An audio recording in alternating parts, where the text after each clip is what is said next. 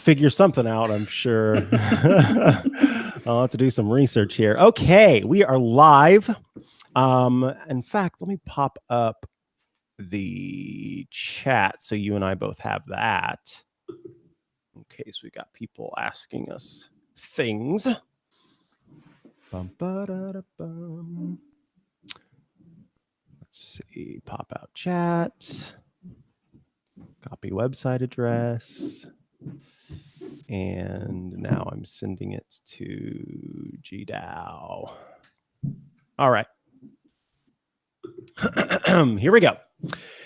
It is Friday, June 21st, 2019. I'm Micah Sargent, and right now we are going to talk about MacBook Pro recalls, Apple maybe moving production out of China, iPhone hacks we love and use, and Harry Potter Wizards Unite, because this is the iMore Show. Joining us this week, it's just one other person. We are in charge of the show, Georgia Dow. This is the last time they're ever going to do this. You think they won't let us have the show to ourselves? If they watch it. If they don't watch it, we're good. But I was like, oh my God, they gave the kids the keys to the car. What's going to happen? Are we going to drive it off the road? Who knows? Last time I, decided to step out of normalcy, there were birds on screen and bird sounds, and I don't know. We'll see what happens today. It was a strange one. It was a strange one. It was a fun one though. Think about the audio with how many times Renee whistled. Oh no. And probably just throwing everything out of whack. Oh, anywho, we don't have Renee whistling this week, but we do have Apple whistling and saying, hey, you, if you got a 15-inch Retina MacBook Pro and it's from mid-2015, you might want to go ahead and get this checked out, because it turns out the battery used in some of these units may overheat, which of course poses a safety risk, and customers can have their battery replaced free of charge by Apple. Which, I think it's wonderful that they didn't wait until, like most companies wait until something does burn down, like we're going to do with this podcast, and then say, oh, maybe Mike and Georgia shouldn't be hosting the show. But Apple's saying, listen, this is not to our standards. Come on in, check it out. We're going to fix it, which will probably extend the life of your MacBook, which is great. Precisely. So even if you've had no problems and you do have to ship it off to one of their retail areas to get it fixed, so that could be 2 weeks of maybe, like if you're lucky not, but it could be 2 weeks without it. But it'll extend it, which is a great idea. So you should do it if you're not sure. Micah, how do they check? They're not sure if their MacBook is one of the MacBooks that they need to, or if they've never checked out what year that their MacBook's from. Can you run through the steps of how do you figure out if yours is one of the ones from the recall? I would love to. So we are going to include a link in the show notes to a webpage that's going to take care of all of it for you. But to start off, the best and easiest way to determine if you even have anything to worry about is to go onto your Mac, and we're all going to go there together. We're going to go to the top left corner of the screen where the Apple logo is. You click on that Apple logo and you click About This Mac. It's the first option there. And immediately you will see something pop up probably in the corner of your screen, and it will show what operating system you have installed on your Mac. And then below it, it will say the version of that operating system.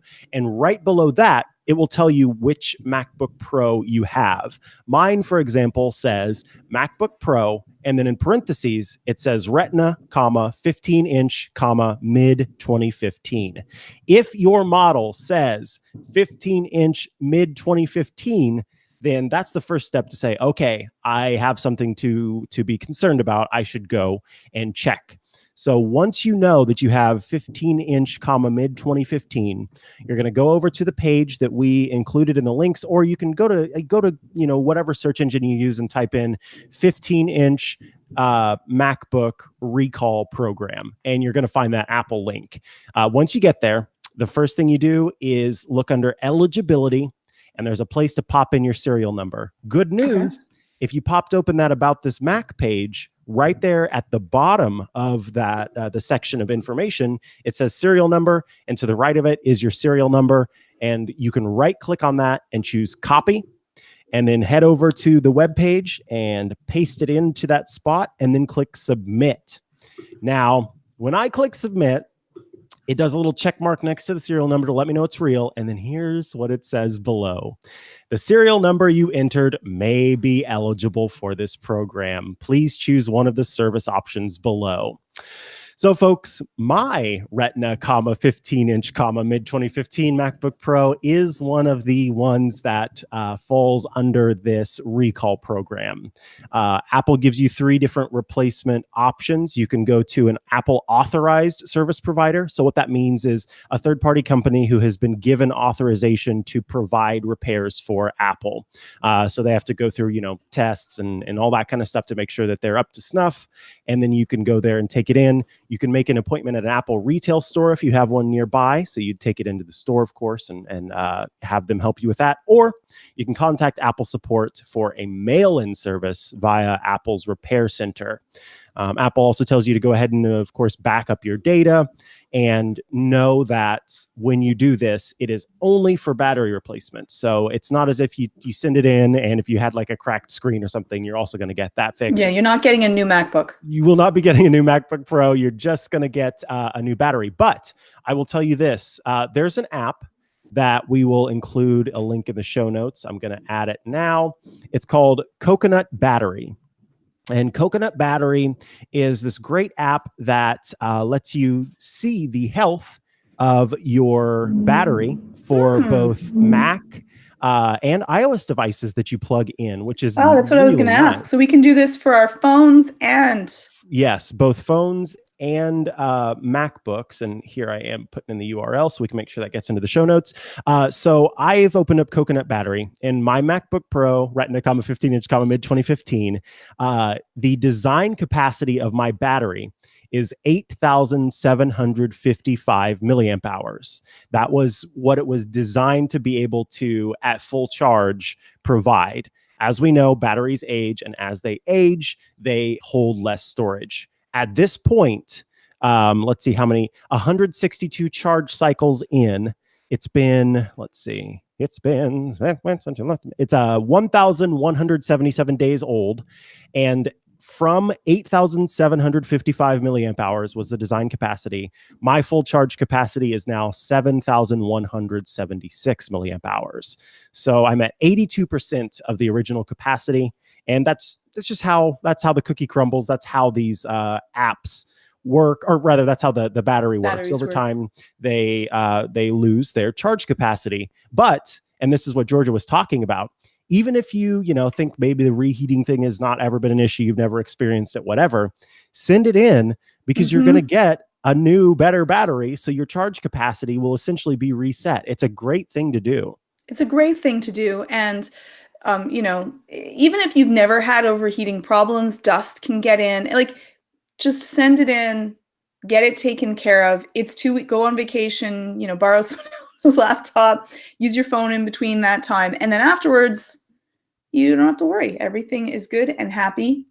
And you're going to have a nice, fast running computer. Yeah, you're going to be good and happy. They're going to be good and happy. It's all going to be good and happy, and safe. That's the big thing here. Yeah. They say overheating, and unfortunately, the way that batteries currently work, it's a bunch of chemicals, and they're all working together to provide energy, and you heat up some chemicals, and suddenly you've got some issues.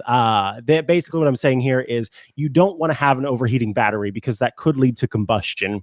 And I don't know about you, but I'm not keen on my MacBook Pro catching fire. That's not something I really like my computer. I do not want it to catch fire. Yeah. Yeah. Like my hands, those are cool to have. Your lap. My lap is nice. Yeah, it's a pretty cool thing. So I got it for my birthday one year, my lap, and I would like to keep it.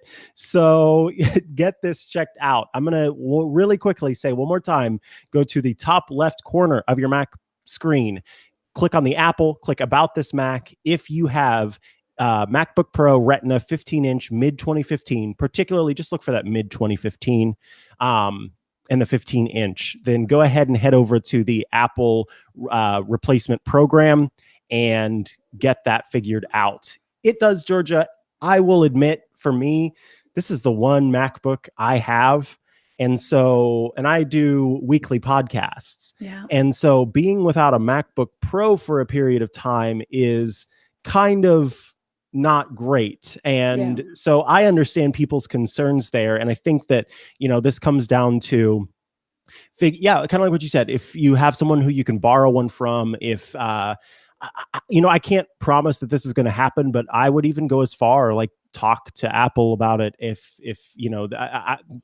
I don't know. I'm sure that they're trying to do this really fast. I would Yeah. actually also check if your family members use MacBooks. I would also check for them because I don't think that everyone knows about this. I don't think that everyone's really quick on taking a look into Apple News. There's some people that are very involved in tech and they're looking. I would check your family members as well to see if they're running one that's going to be involved in the recall. And the other thing that you said, Micah, that I don't know if everyone really caught is always when you're bringing in your computer to be fixed and repaired, Apple's really great about this, but back up your data.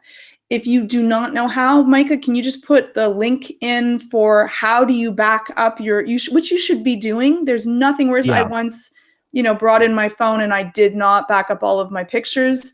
Devastating. So can we put a link for everyone to just run through a backup, which you should probably be doing frequently as you can. But if you didn't, back it up and then send it in. Our colleague Joe Keller has a great article on iMore's website, how to use Time Machine on your Mac. Time Machine is the built-in backup service, so you don't have to worry about a third-party service to do so. It's right there. It will help you figure out how to back up your Mac. I've had friends do that same thing where they took it in and they didn't back it up before. And the interesting thing is Apple, the folks usually will ask you. But sometimes you say yes. Exactly. That's what I was going to say. I said yes. Like I know about this and I did back it up, but I didn't back up. Photos was not clicked. Like I didn't back up my photos because I just have so many photos and then I ended up losing all of them. Oh, that's so sad. Yeah. Yeah. So get that backed up. Get it checked out and make sure that you are not one of the MacBook Pros that is involved in this. And, again, Georgia, what you started off with here, this is 2015. This is a MacBook from 2015. It's now 2019. Apple is constantly paying attention to these things. And I appreciate that. I appreciate the fact that even though it is 2019 now, all the way back, they knew now that this 2015 MacBook Pro had an issue, and they're going to honor the fact that there was an issue and bring it in and make sure that you get the replacement that you need. I think that's super cool, and I'm glad that that the company has my back there. And yes, I know they have their own back too, because they don't want to be Samsung letting people's phones catch on fire. But it's nice to know that if there's a concern there, then I can get it fixed. And another example of this is when the previous Retina MacBook Pro that I had. It had an issue where the display coating would, over time, it just aged. And when it did, it kind of peeled off. And so it made the screen kind of hard to see. And then there was also an issue with image retention. And mine ended up I didn't have the screen peeling off, but I did have the image retention issue. And for folks who don't know, what that basically means is even after you move a window or downsize something, the display will still show like a ghost of that, like the corners, the edges of that window or what have you that's on the screen. And so image retention obviously is not great because you want to be able to have full access to all the pixels on your screen. And so I was able to get that sent in and get a brand new, they basically replaced the whole top flap of I don't know what's called, the lid of the MacBook Pro. So that included the display, a new webcam, and all that kind of stuff. They replaced all of that. And this was years after, that MacBook Pro had come out. And so same thing here. Luckily, this is just the battery. So a battery replacement is a pretty simple thing for them. And so they'll just be replacing the battery.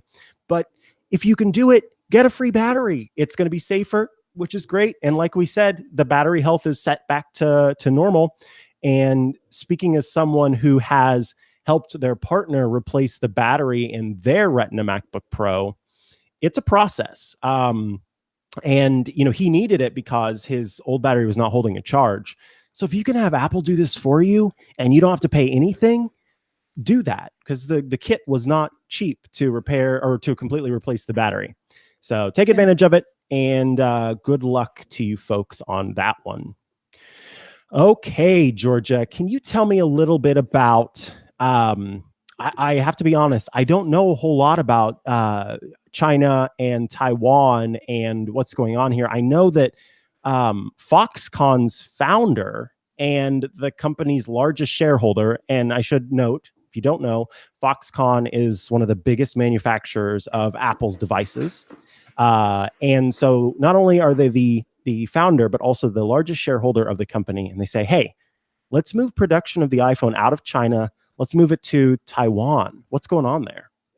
Well, there might be an increased set of tariffs that are going to be placed on China and its production that it's meeting. So, because of that, that could increase costs, which sometimes ends up, well, often ends up increasing costs for us when we are buying products.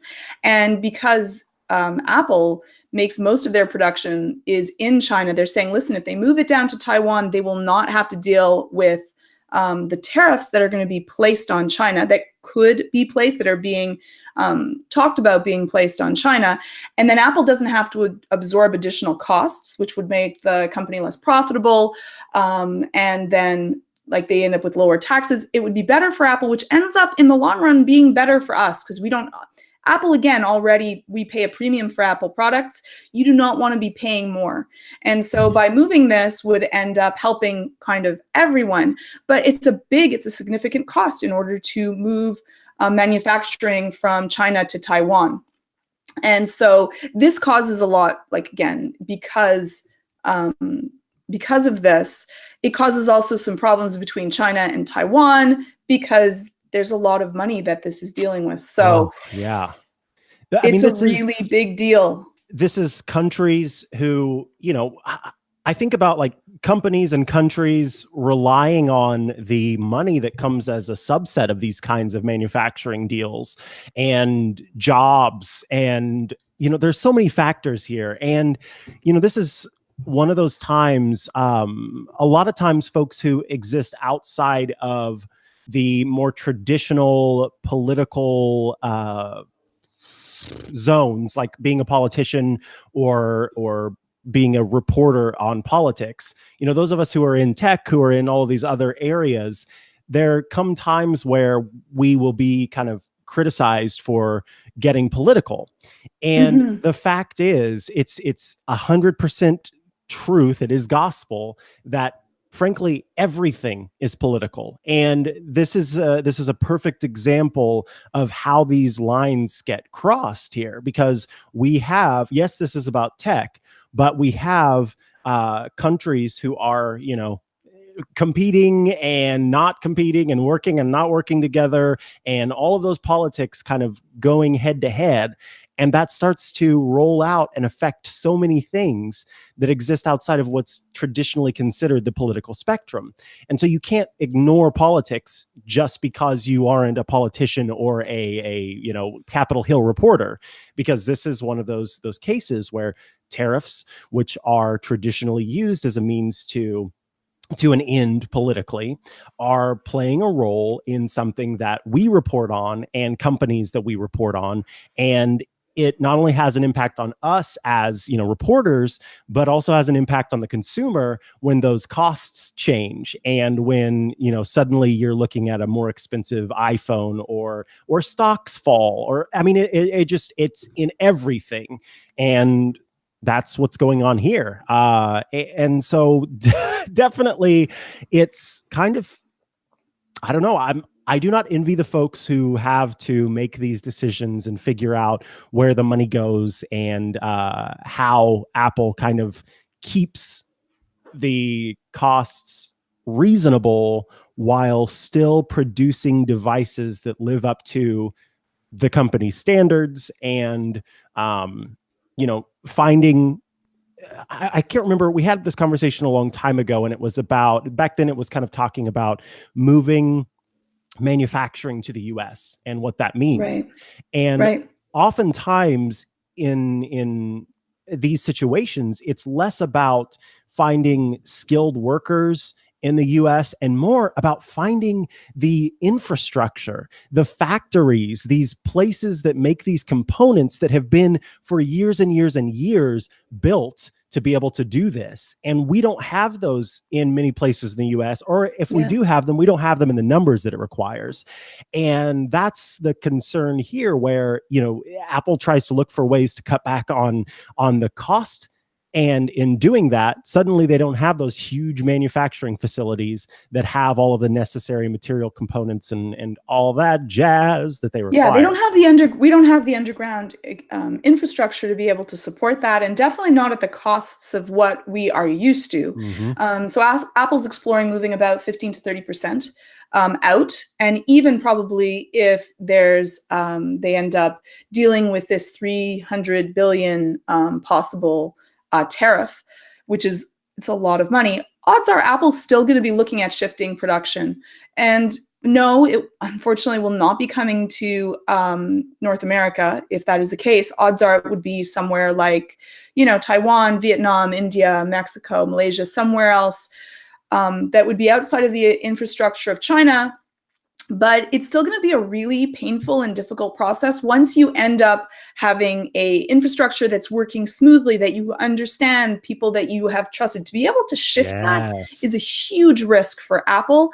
For us, it's the schedule, everything. It changes all of the logistics. One change in the cog of the machine changes all of it. So this wouldn't be a quick process. This wouldn't happen anytime soon, like maybe a year and a half away or longer, could be 3 years away. This is a really big deal. About 5 million Chinese jobs are also at stake. See, that really is upsetting. Apple, there's also a lot of Americans and Canadians that work, probably more Americans, like 10,000 jobs that are directly related to China, which would also be impacted. And so it's going to be something that Apple's going to have to look at. They're going to have to look at very deeply, because it will change everything. And in the end, people get really angry if we have to pay more for our technology. Now, speaking on that, one of the things that I found fascinating in learning about this is Apple basically this is really, I don't know, there's something really kind of clever about this.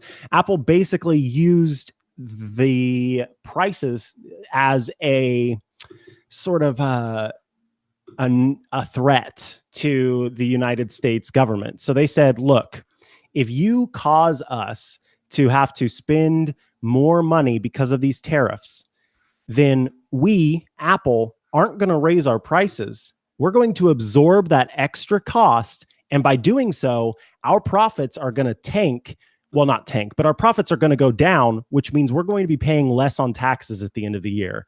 If you cause these tariffs to go into effect, then you're going to be making less money off of us at the end of the year. And Apple is a huge contributor to the United States economy. And so I find that fascinating. Basically, the company I'm reading here, the company Apple wrote to the U.S. Trade Representative and said, look, this is going to reduce the company's economic contribution in the United States because we're going to eat that cost. We're going to be making less money. And when tax season comes around, when we have less profit to report, you can't tax us as much. So this is only going to hurt you.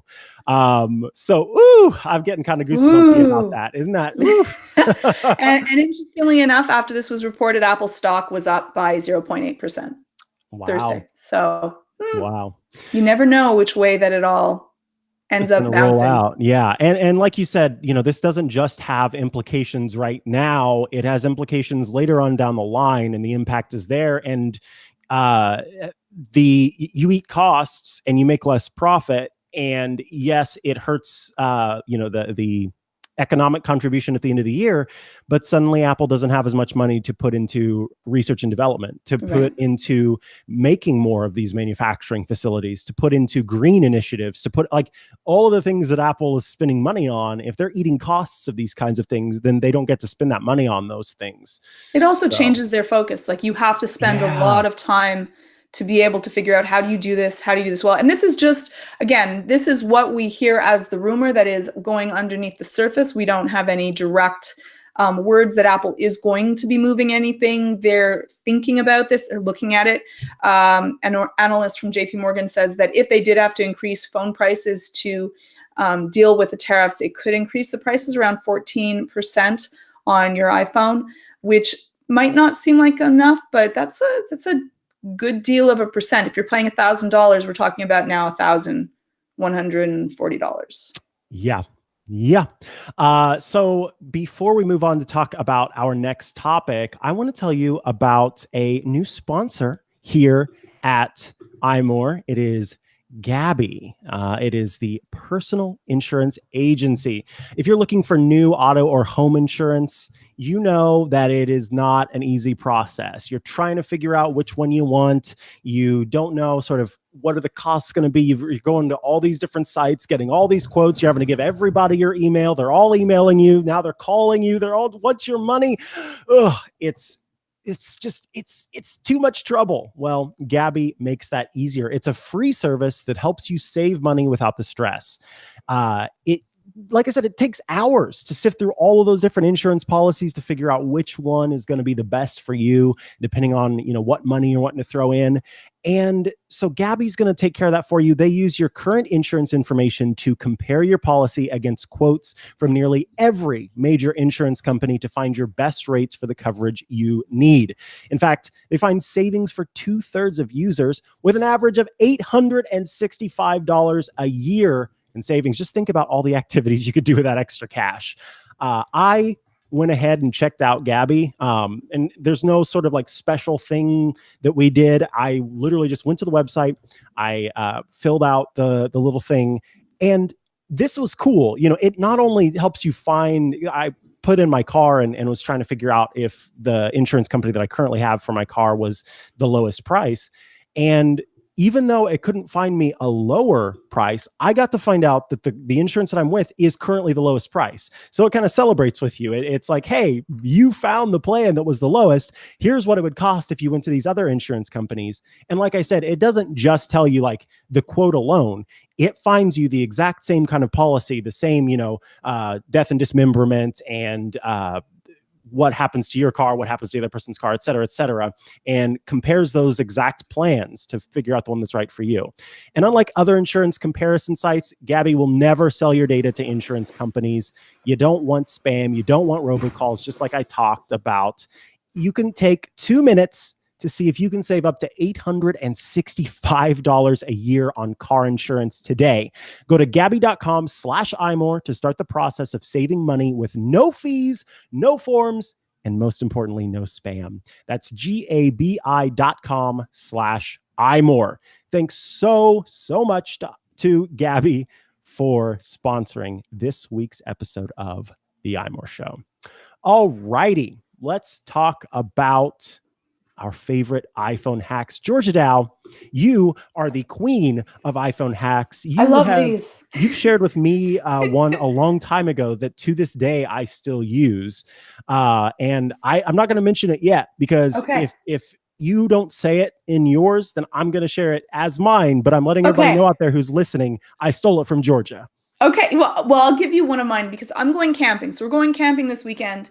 And so this is the hack that is it's my camping hack. It's what I do when I go camping or I have to head out and deal with stuff. And that is my making a nightlight out of your iPhone, which I love. I love doing it because, when you're camping, I always am charging my iPhone. I bring a battery pack. That makes it easy. But batteries and having to go out and buy something to have a specified nightlight, I don't love doing. So I use this all the time. And this is really a very straightforward and easy hack. So all you have to do is you grab a water bottle, any sort of water bottle that you want.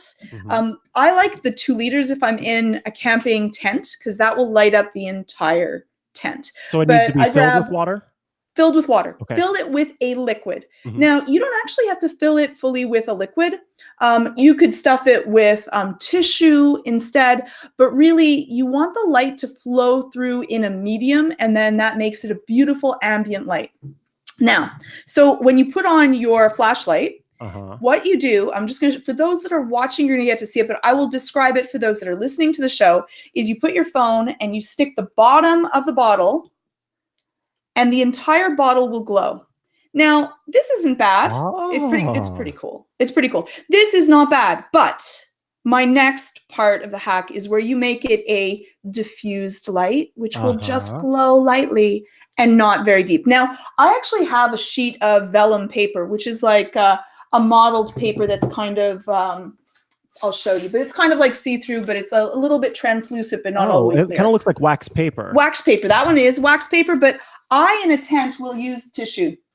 Oh, wait, like just a nose tissue? Like a tissue paper, toilet paper, anything. And what you do is you just take your bottle and you wrap the tissue around it. And I just wet, I'll be honest, I do this a lot, and all I do is I just take the tissue out because I'm not going to use tape. I want to do this camping and quick. Right, yeah, it's super easy, super fast. Wet the tissue, and it just sticks to the outside of the bottle. It just sticks to the outside of the bottle, and then when you put it on, oh my goodness! You can't. It's hard to see because it's bright in here, but it just diffuses it.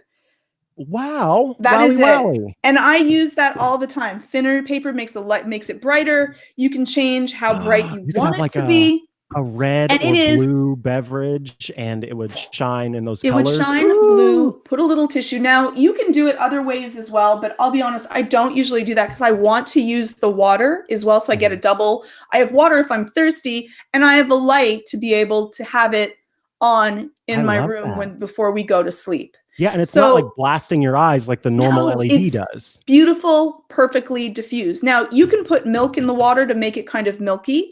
That will also work perfectly. But then you don't want to drink that. But you're not going to drink that water after, and it kind of ruins it. You can also put tissue into the bottle if you're going to be, or, a cloth or something else to make it diffuse. But again, I like to keep the water pristine so I can use it if I'm thirsty at night. And I have just the tissue that's stuck on the outside that if I need to clean anything, grab a bug, I also have the tissue. So it kind of does double duty. And when it dries still stuck onto your bottle, which is like super cool. I guess, if you had like an empty bottle, then like a local water source nearby, you could fill it up with that, and then that could just be for your diffusing. And you should always have water anyways with you. Yes, always have water with you. You can use this. People also can use hair shampoo, hand sanitizer. It could be anything that carries a medium on it. I love this hack. I use it all the time, and I actually bring a 2-liter bottle just to make my nightlight. Brilliant. Because I don't want to have to use batteries. As Annie in the chat says, that is also great for power outages if you have those. Oh, that's a very good point. Yeah, to light up rooms, it's lovely. Or a closet that you need to find something in. Usually you have all of these things quick at hand. So that's a good point. I love that. I love that. Well, my Georgia Dow stolen hack is all about at night. You can turn down the brightness on your phone, sure, and it can be nice and, it's somewhat dark. You turn on night shift and it shifts to that nice orange color, but sometimes you wish that it was just a little bit darker, and there's a way to go about doing this. So if you want to make your screen darker than what you feel is the darkest setting by taking the brightness setting and control panel and turning it down, here's what you do. So we're going to go to, I'm going to pop out of here. We're going to go to settings. You're going to go to general. Then you're going to choose accessibility. In accessibility, you're going to choose, is it display? Oh, golly. Oh, yeah. You're going to go into display and down. The problem is I'm running a beta on this phone right now. And so I know it's a little bit different. Oh, let me, I don't know if I have that. We're looking for reduced white point. Yeah. There's display and brightness where you can change the brightness on it, but. And then this is, it's definitely an accessibility setting. So settings, general, and then accessibility. And then within accessibility, there should be a setting for like display or display and brightness. Yes, there's display accommodations, and in there's reduce white point. There we go. Reduce which you would then turn on. And when you turn it on, because Micah's running the beta, it might be different. You just pull it down to change where the white point will be. Yeah, and you just put it to a higher percent. and And it it will will reduce be the the white point white by that point. That means much. the whitest part of your phone will be darker. Yes. So despite the, maybe thinking that the darkest you can make it is just with that normal brightness slider, by turning on reduce white point and cranking that value up, it gets even darker. So you can't at all see my screen really with reduce white point turned on. It is, all you can see are those nasty fingerprints that are everywhere. It lets you get your phone very, very, very dark. So if you find that the brightness of the screen, even at the darkest setting, kind of bothers your eyes, then reduce white point is the feature for you. The good thing is settings has a search function now. So you don't have to go digging through if you don't want to. You can just go to the top, swipe down, and then start to type in reduce, and it will pop up that reduce white point setting. And you'll In also save on battery power. True. Yeah. So it's So double trouble. It's especially great. Georgia, do you want to tell them now about your magnifier tip? okay, so this one I'm really excited about. So I am always, and maybe other people do the same thing that I do. Whenever I'm trying to look at something really small, or I want to, my husband's dealing with computer components, or I want to see what the numbers are inside of a ring, or see the pictures of something. What I used to do is I would take a photo of whatever I'm looking at. I would zoom out as much as I could, then take another photo and then zoom out as much as I can to make it really magnified, yet still sharp. Mm-hmm. And that worked pretty well for me. But if you are someone with one is just curious, so I'm just curious to it, or I want to see what does this really look like. Or if you have vision issue, or it's difficult to see things, or you're working on a lot of small writing, what you can do is you open up settings, you go back to accessibility. Let's be honest, accessibility is great for everyone, and it's Yes. So many Apple great has things. some of the coolest accessibility issues, and not issues, things that they can help you with. Turn on magnifier. Okay. Now you turn on magnifier and you turn it to on, and what it does is if you triple click the start button, so for this it's the side button on your phone, so I'm just going to triple click it, 1, 2, 3, and then what happens, did I turn magnifier off? I might have turned magnifier off instead of turning it on. My apologies there. What it does is it turns on a magnification that is double or a little bit more than double what your phone could naturally magnify in photos. And it does it Wow. immediately. I can see the pixels on this display. Now, what I did also, so I can just show you there's a little zoom button so you can see things and magnify it. So if you're often using like someone that's looking up things with maybe an old school magnification, this works so well. And I'll show you a photo of the difference in between magnifications. Here's my eye while we're waiting for. So here we have just using my phone and taking a photo. And then I will swipe across, and that is the No difference way. in between using it, and I don't have to open up photos. I don't have to do anything. It's quick. Look at that. That's amazing. Eyeball. Yes.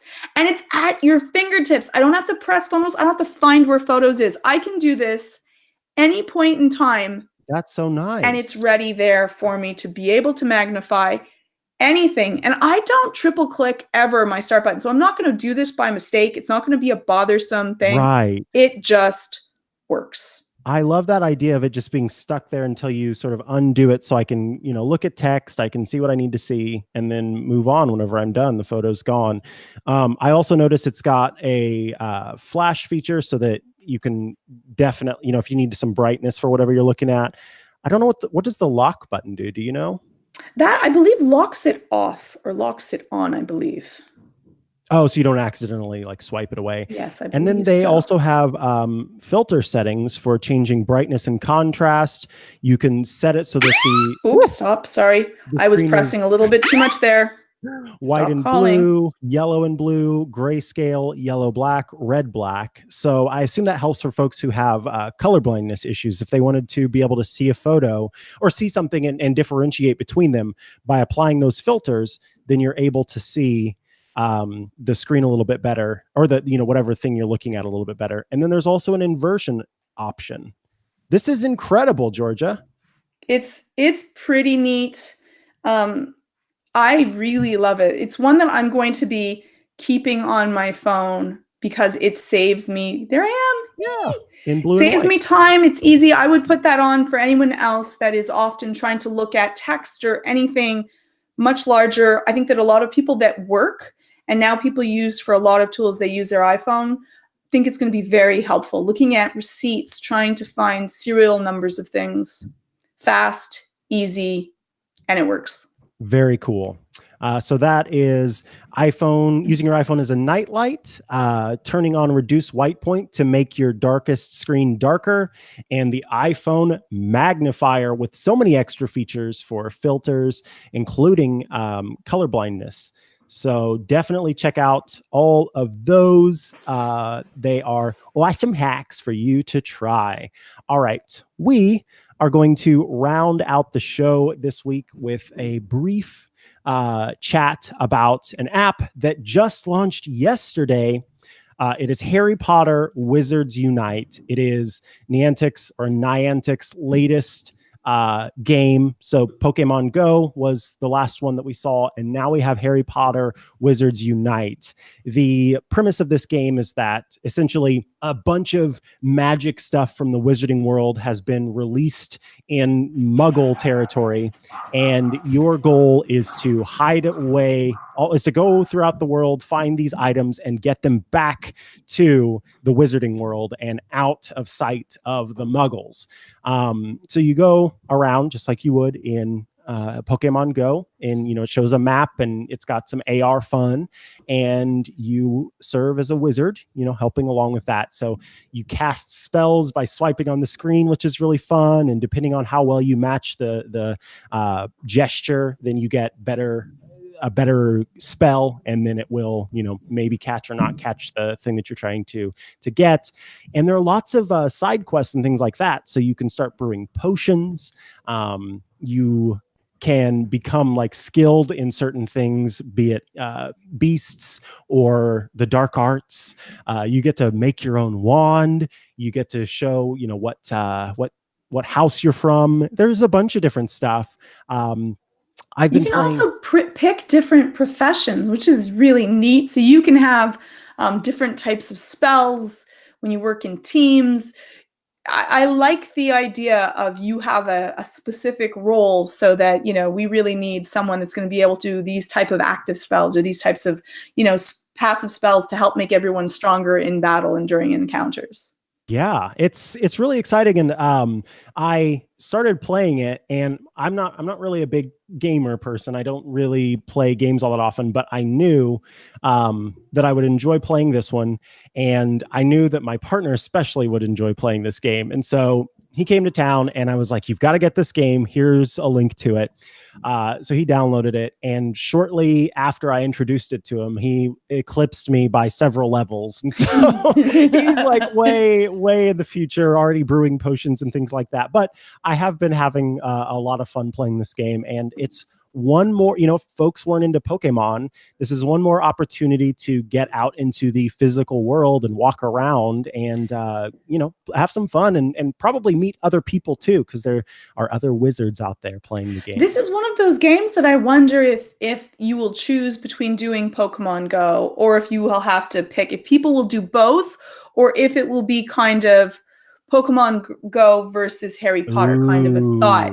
Yeah. And then where do you fall if you love both? Yeah, we'll have to ask Renee. I know that he's a Pokemon goer, a Pogoer. I don't know how he feels about Harry Potter in general, but I'm curious. I know Lori Gill really likes Harry Potter. So maybe we'll have to see whenever they come back, we'll have to ask them sort of if they're playing both games, if they're playing one or the other. I'm especially curious about Renee based on how into Pokemon Go he has been. And I don't know, Georgia, but I'm also curious about possible accessories that Niantic will release in the future. Are they going to come out with a wand like the Pokemon Go cool. Pokeball? That's cool. If you could cast a spell by swinging your wand around, I would be all in. And if that wand has a little LED light on it, that's it. I'm double buying trouble. One anyways. Yes, right. I don't even need to play the game. I just want the light up wand, right? Yes. Yeah, that would be really exciting. We, of course, over on iMore have been putting together content to help you out with the game.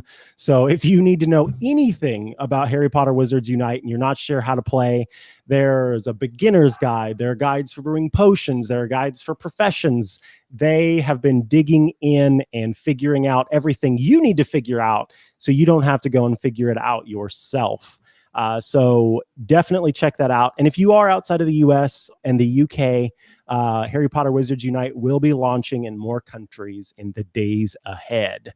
So you can be excited to get that game there too and play along with us. And by the way, listeners, if you're out there and you're playing Harry Potter Wizards Unite and you want some friends, you can reach out to me on Twitter and I will gladly DM you my friend code and we can become pals in the wizarding world.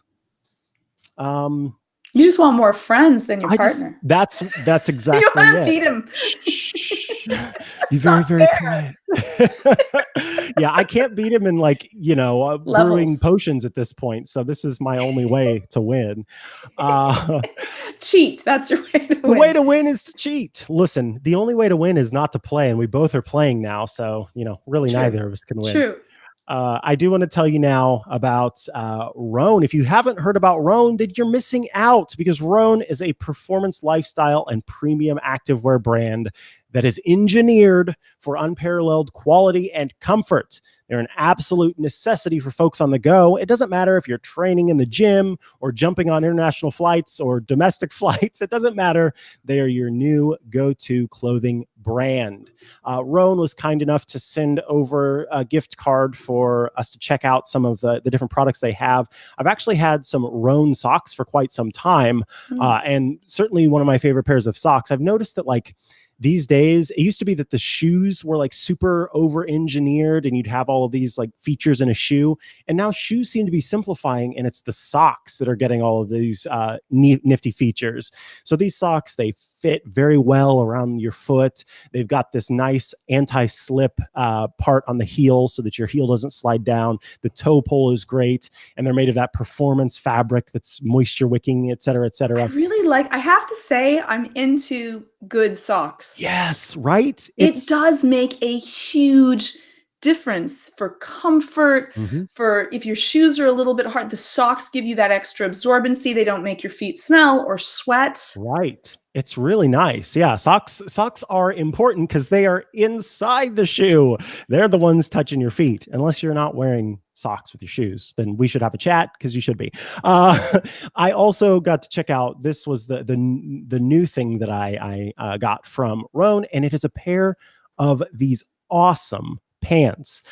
They have the performance fabric. They're secretly okay for me to go to the gym and sweat in if I want to, but I don't have to do that because I could also wear them out on a business trip. They look fantastic, but they feel so comfortable. And like I said, in the summer, sometimes you still have to wear slacks. You've got to wear, a long sleeve button up shirt, and normal fabrics, you're going to get hot. You're going to get sweaty. These ones are great because they're made to sort of be breathable and moisture wicking and comfortable and stretchy.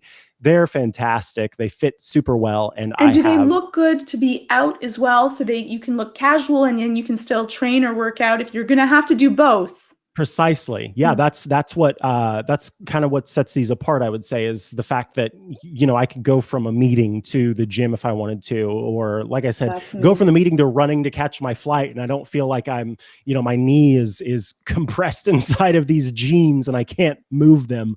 It's really nice and swishy. So Roan has actually just released their amazing new commuter collection.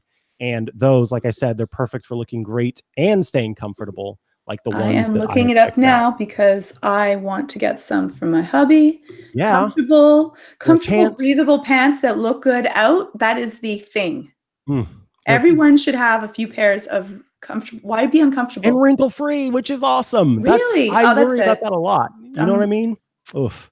So it's good for all weather, depending on, it doesn't matter what weather it is. There are pants, polo, shorts, and shirts. I love shorts. So great. Anyway, head to roan.com/iMore today and use the promo code iMore. That's going to get you 20% off your first purchase. That's RHONE.com/iMore with the promo code iMore for 20% off. Roan.com/iMore with the promo code iMore, IMORE. Thank you so much, Roan, for sponsoring this week's episode of the iMore Show and for supporting my commute. We appreciate it. Georgia Dow, do you have anything else you'd like to tell the lovely listeners out there? Not really. The only thing is my MacBook did lose. I lost the space button on it. It doesn't work on my... So if I send messages... And they're all just one word? Yeah, Renee's going to fix up my computer at some point. But it's just a strange thing to lose spacebar. Of all the spacebar is really important. Yeah, you don't realize how that can change what you're saying. I like it. You just got, instead of run on sentences, it's just run on word. Oh, that's amazing. Yeah, that's it. Well, you are brave for pushing through that, let me tell you. And I'm glad you've got Mr. Handy Dandy key button replacer there to help you out with that. Shall do. Hopefully you can just borrow Renee's space bar in the meantime. He comes in and you're like hopefully popping it off. Watching in the background. Shh. You got some like pry bar on his space bar and he's like, "What are you doing, Georgia?" You're like, "You just pop and have to cough at the same time." Yeah, exactly. So pop it off at the same time and then just... "Are you okay, Georgia?" "Yeah, I just have a cough." Yeah, he like brings you a cough drop and in your back pocket and then like popping back in. You pop it onto yours and you're good to go. Listeners, take a cue from us if you ever need to borrow a space bar, I guess. I want to thank you out there for listening. Of course, I want to thank Jim Metzendorf for editing the show. If Lori Gill were here, she'd tell you could find her on Twitter at Appaholic. That's APPAHOLIK. If Renee Ritchie were here, he'd tell you could find him on most social things at Renee Ritchie. You can also check him out at youtube.com/vector show or imore.com/vector for those nearly daily videos, it seems, and certainly write-ups and audio all times of the day, week, night, and even some hours and minutes that don't actually exist in our universe somehow. It's true. He creates time to make videos. He does. He's got the time. He's got a time turner, and he's got the green crystal that's name escapes me from the Marvel universe. He's got it all. You mean the time stone? The time stone. Thank you. I didn't think of that. He's got the time stone too. Georgia Dow, where can people get in touch with you if they'd like to do so? And how can they get help with boundary issues and emotional intelligence and all those kinds of things? Yeah, you're dealing with boundaries and consequence issues, or if you have a friend that is, check out anxiety-videos.com and we have all of your anxiety needs met and dealt with. And you can also check me out on Twitter. I'm there occasionally. I just saw you on Twitter for the first time in a I while. know. I couldn't say, yeah. Someone says something nice, I can't help but reply. But it's at Georgia_Dow. I will be there occasionally. Excellent. If you're looking to get in touch with me, you can find me on most social things at Micah Sargent. You can also do chihuahua.coffee. That's CHIHUA.coffee, which has links to all the different things I do. You can find all of our work at different times over on iMore. That's, of course, imore.com. We thank you so much for tuning in. I hope, depending on when you're listening to this, you have a great week or weekend. This has been the iMore Show. Goodbye. Do, do, do, do, do.